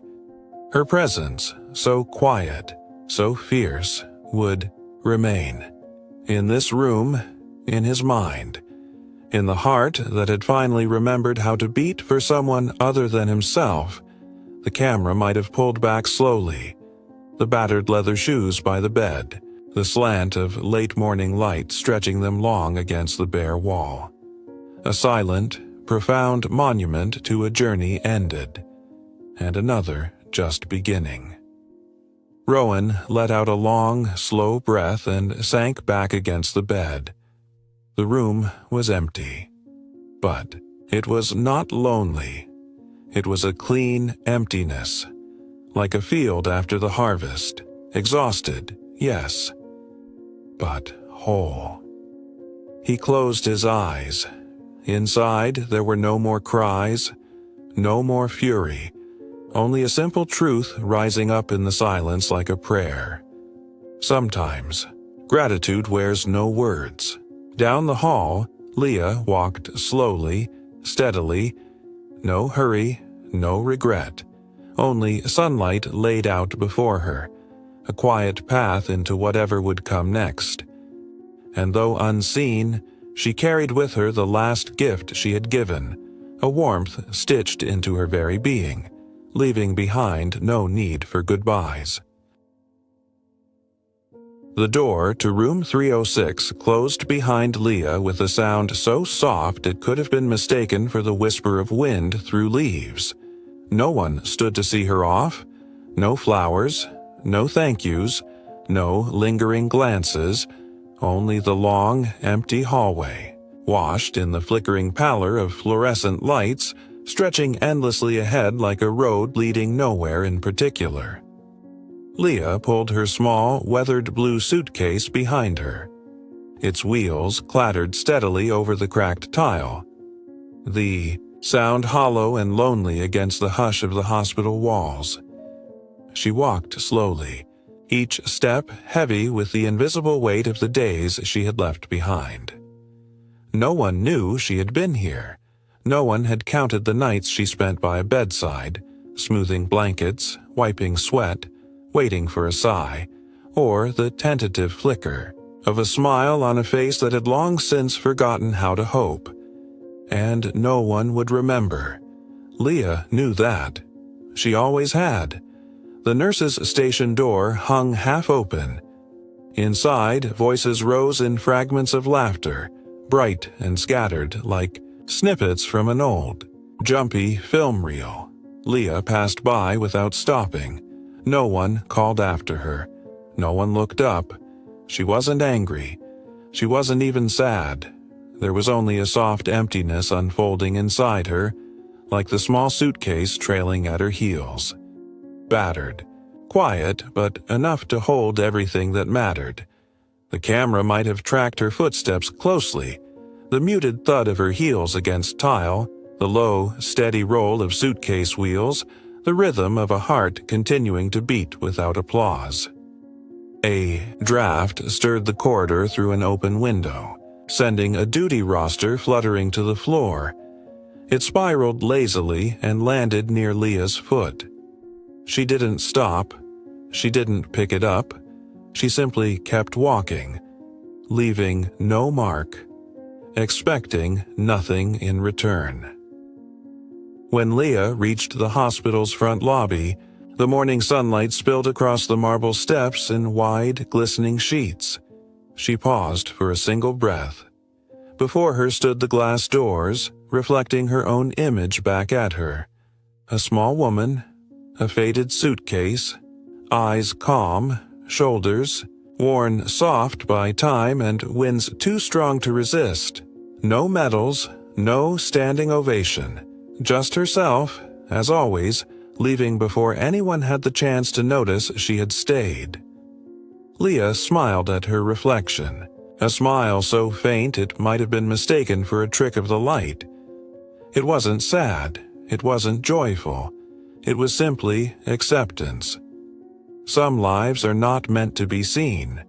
They are meant to arrive just in time, to stay long enough, and to leave before anyone grows too used to their light. She pushed the door open. The morning breeze rushed in, catching the hem of her white coat and lifting it like a banner. Her suitcase bumped down the steps, rattled onto the stone walkway, and rolled steadily onward. No one called after her. No one waved goodbye. And Leah didn't look back. The camera might have pulled wide to capture her. A small figure crossing the hospital courtyard, the sunlight stretching her shadow long across the gray stone, thin as a seam stitching together what had been and what could be. The suitcase wheels squeaked, lonely and stubborn, weaving into the faint chirp of distant birds, into the sigh of the wind through the trees. A quiet farewell song only the walls would remember. Inside Leah's chest, a truth rang clear, silent and strong. Sometimes you leave before they realize you stayed. Some presences are only understood in absence. Some hands carry others across whole stretches of loneliness, only to release them without bitterness, without expectation, asking for nothing in return. Leah passed through the hospital gates. Old taxi waited by the curb. She lifted her suitcase into the trunk, climbed inside. The driver didn't ask where she was coming from. He didn't ask where she was going. The car rolled forward, carrying the woman with the weathered suitcase and the heart stitched together from 1,000 quiet departures, still open enough somehow to believe again. Behind her, the hospital shrank, faded, disappeared, and Leah left no goodbyes. No signatures, no trace, only a silence, only a warmth, a memory that maybe one day someone would stumble upon and realize someone had once stayed. 1 week had passed since Leah left the hospital. Ordinary days had strung themselves together like beads on an invisible thread. Early mornings in her tiny rented room, simple meals at a wobbly table, long, aimless walks through sun-scorched streets that shimmered with the first breath of summer, no calls, no invitations, no questions. Leah was used to that. She had long since learned how to let absence settle in her life without turning it into a wound. But this morning, as she sat by the window, hands cradling a cup of tea gone cold, eyes tracing the restless ebb and flow of strangers on the street below, there came a knock at the door. The mailman. A thin envelope. No return address. Just her name. Written by hand in blue ink, the letters strong but trembling slightly, as if the sender had hesitated for a long time before finally letting it go. Leah took the envelope, feeling the chill of the paper against her fingertips. She set her cup down, carefully, her fingers trembling ever so slightly as she tore the flap open. Morning light streamed in through the curtain, laying a soft veil of gold across the table. There was no letter inside, just a single heavy key, cold and familiar in the curve of her palm, and a small square of paper with only a few words written, uneven and urgent. "You gave me a reason to stay. Let me give you a place to begin again." Leah froze. The camera might have drawn in slowly, her fingers trembling as they traced the smudged ink, the way her breath caught, the way the morning light painted a halo around her bowed head. She closed her hand around the key. There was no need to wonder who had sent it, no need to ask why. Rowan, the man who had once feared every tether, who had pushed away every offered hand, had now given her the most fragile, the most sacred gift he could. An open door, a silent, unspoken way of saying, "I trust you. I trust myself to trust again." Leah placed the envelope down, her hand still clutching the key, afraid that if she let go it might dissolve into nothing. She leaned back in her chair, lifting her face to the ceiling, eyes closed.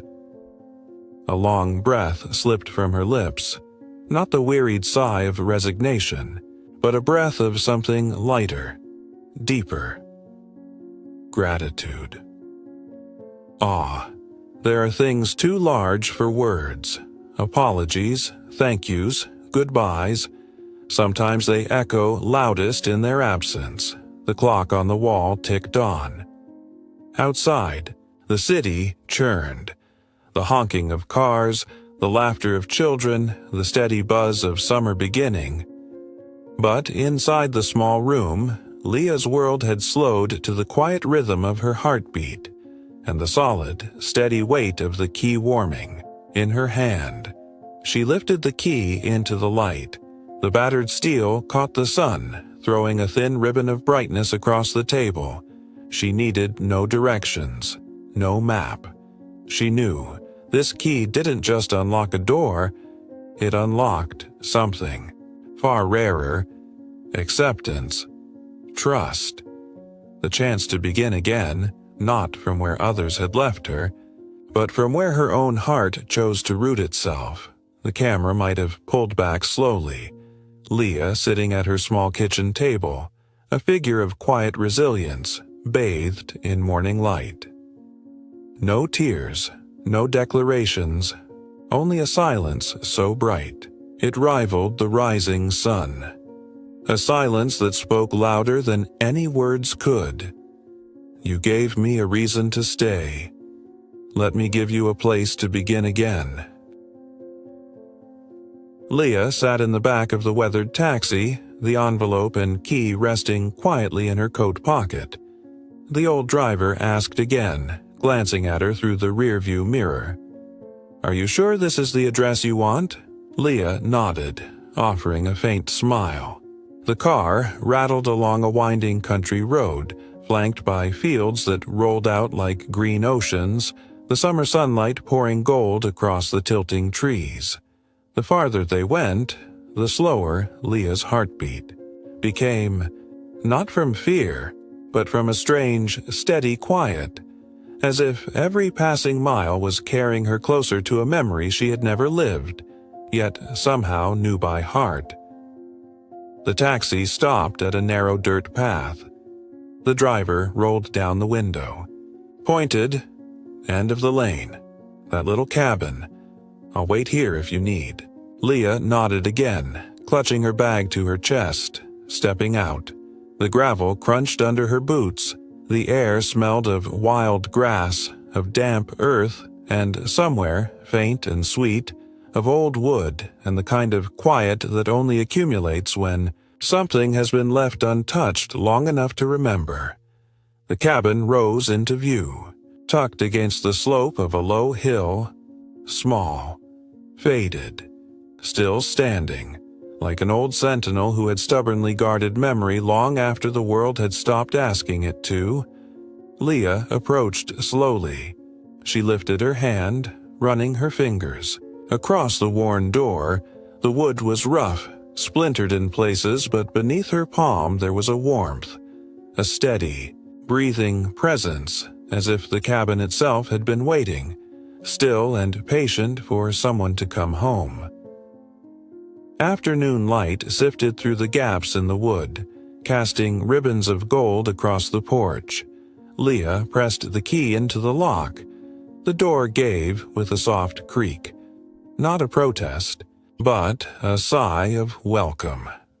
Inside, there was no heavy dust, only the smell of old wood, the faint tang of paper and leather, and, just barely, a lingering sweetness, like the ghost of a pie once left to cool on the windowsill. She stepped into the living room, her movements careful, reverent. An old rocking chair stood by the cold fireplace. On the shelves, leather-bound books, their spines cracked with age, sat shoulder to shoulder like old friends.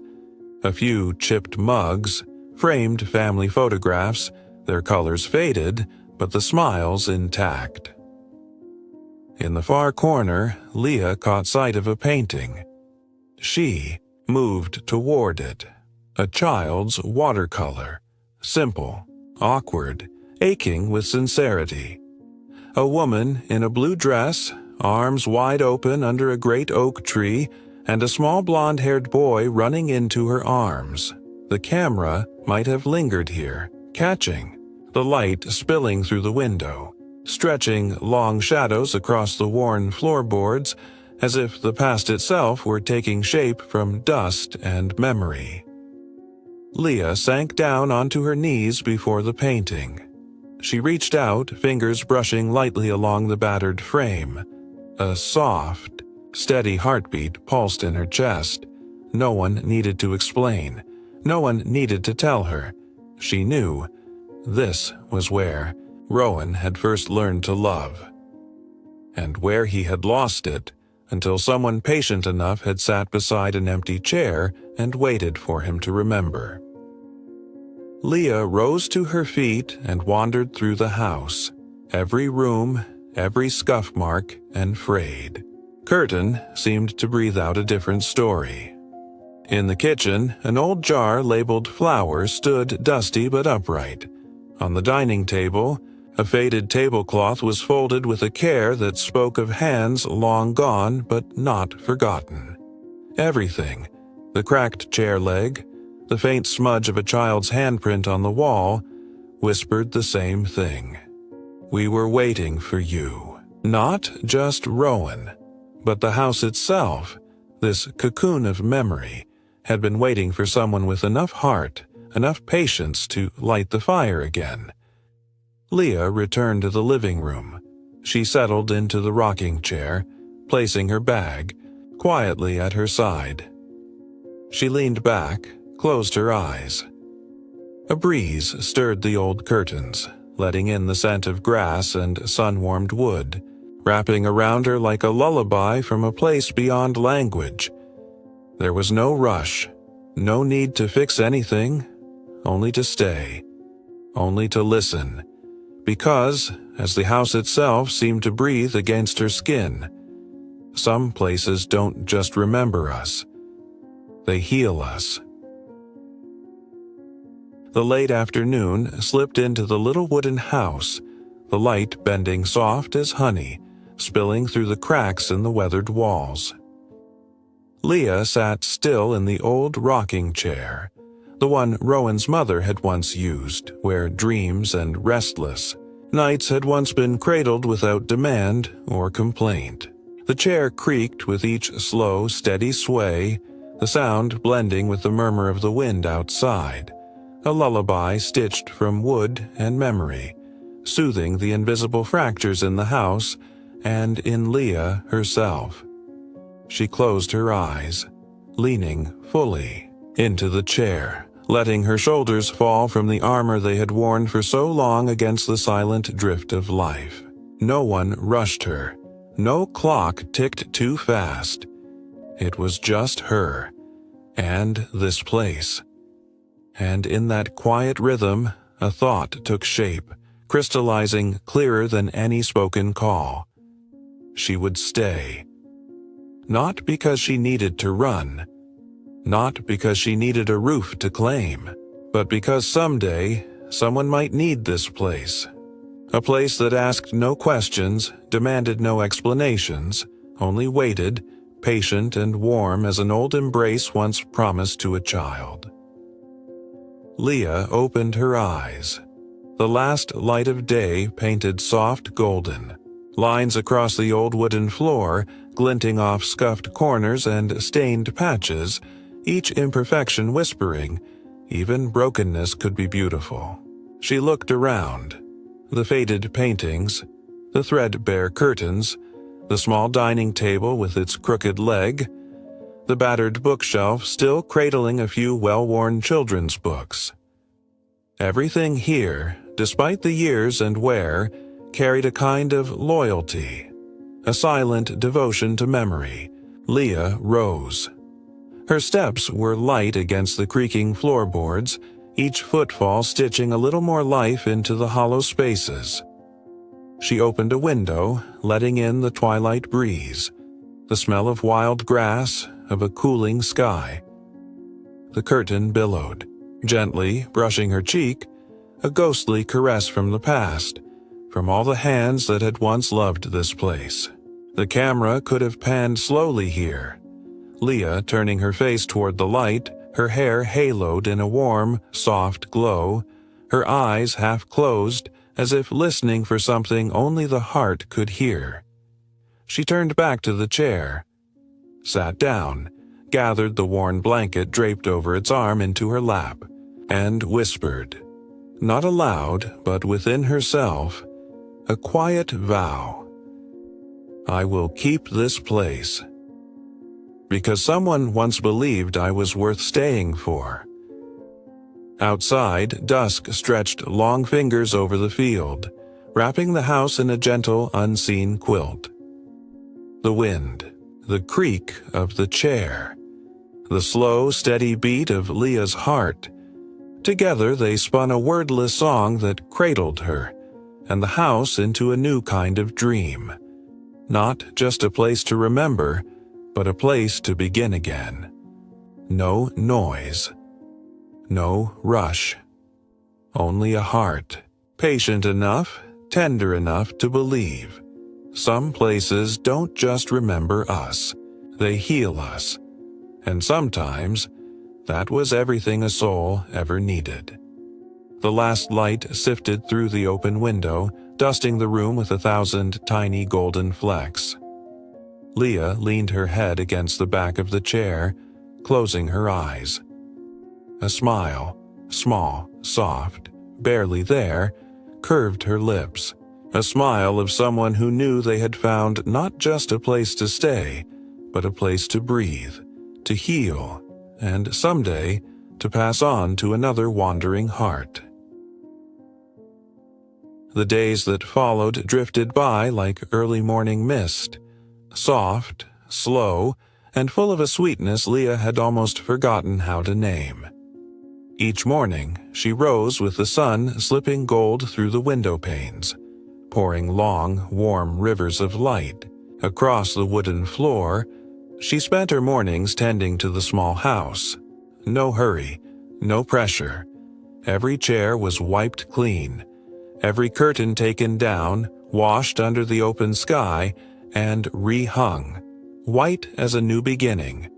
She carefully reordered the books on the shelves, preserving every frayed spine and folded page that still carried the breath of forgotten years, not to erase the past, but to let it live again, softer, warmer. One morning, while Leah dusted the faded wooden sign above the porch, a thought sparked inside her. Not just for herself, but for others too. for those who needed a place to sit down, to breathe, to be seen, to be loved quietly, even when the world had long since passed them by. For people like her once, those who had learned to leave before anyone noticed they had stayed.